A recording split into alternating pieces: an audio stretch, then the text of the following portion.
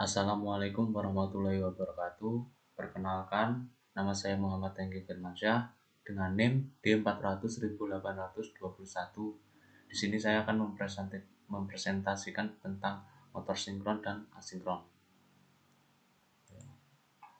Untuk prinsip kerjanya, motor sinkron suplai listrik bolak-balik, yaitu AC membangkitkan flux medan putar stator, dan suplai listrik searah DC membangkitkan medan rotor. Jadi rotor berputar karena terjadi interaksi tarik-menarik antara medan putar stator dan medan rotor.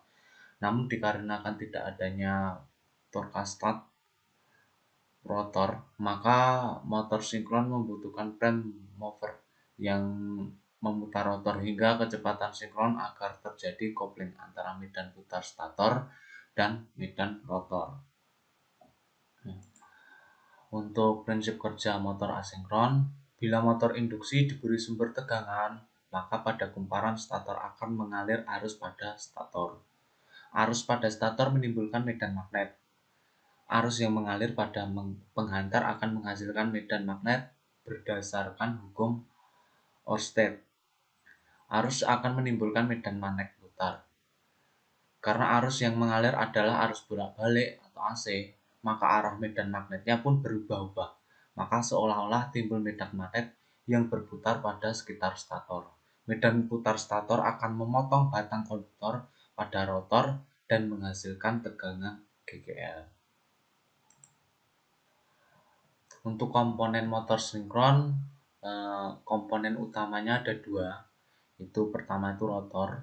Untuk perbedaan utama antara motor sinkron dan motor induksi adalah bahwa motor sinkron berjalan pada kecepatan yang sama, jadi tidak ada slip dengan perputaran medan magnet. Hal ini memungkinkan sebab medan magnet rotor tidak lagi terinduksi. Rotor memiliki magnet permanen atau arus DC excited yang dipaksa untuk mengunci pada posisi tertentu bila dihadapkan dengan medan magnet lainnya. Terus yang komponen yang kedua itu berupa stator. Stator menghasilkan medan magnet berputar yang sebanding dengan frekuensi yang dipasangnya. Untuk komponen motor asinkron, yang pertama ada stator. Itu fungsi stator adalah untuk membangkitkan medan magnet di sekitar rotor. Terus yang kedua ada rotor. Bagian ini juga menyerupai stator. Bedanya rotor merupakan lilitan tembaga yang bersifat dinamis.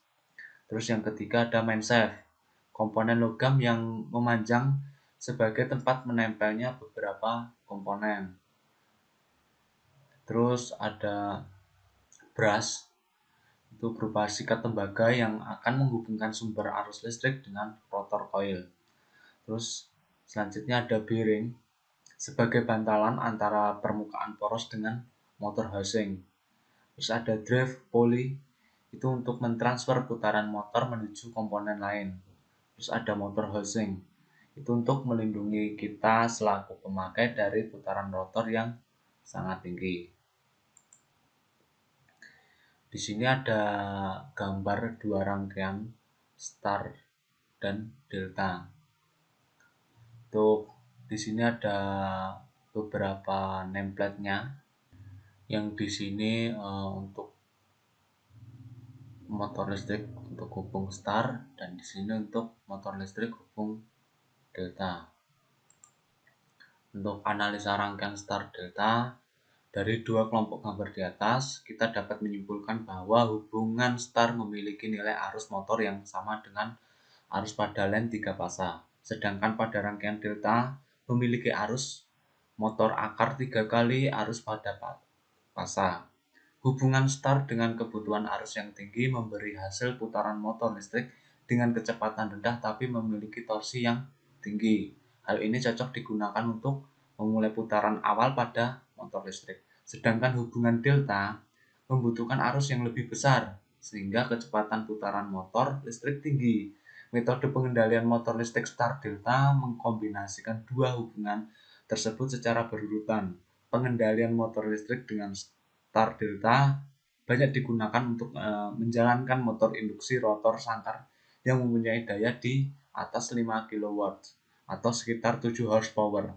Untuk menjalankan motor dapat dipilih starter yang umum dipakai antara lain untuk saklar rotary start delta atau menggunakan rangkaian kontaktor magnet.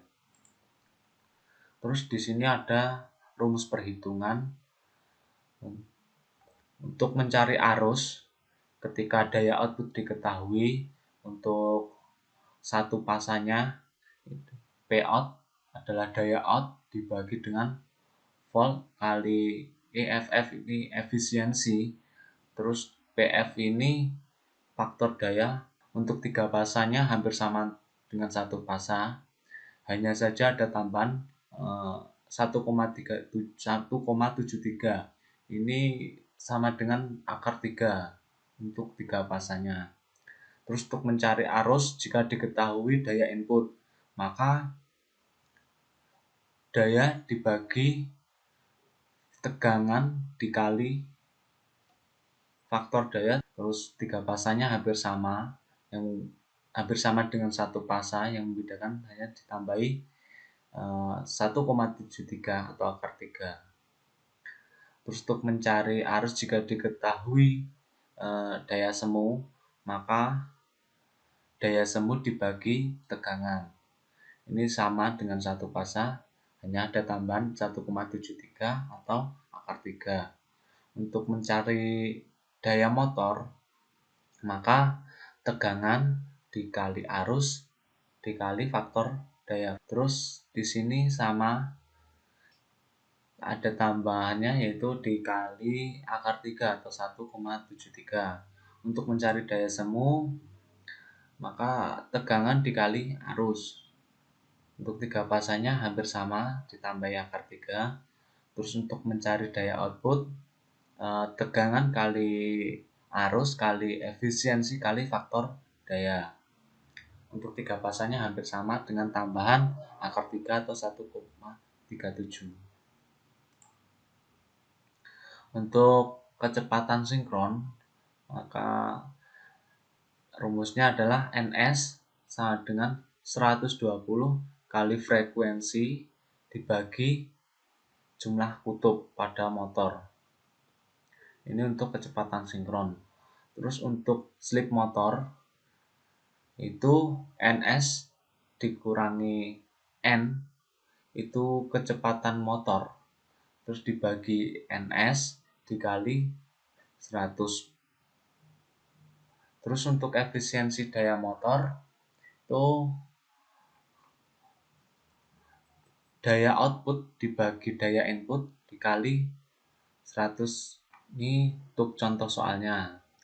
Untuk contoh soal, motor induksi satu fasa mempunyai 4 kutub dengan 50 Hz frekuensi dengan daya keluar atau Pout 21 kW dengan tegangan 421 volt dan arus 35 ampere dan Cosby 0,71 lagging. Jadi ada keterlambatan. Dijalankan dengan putaran 1451 rpm.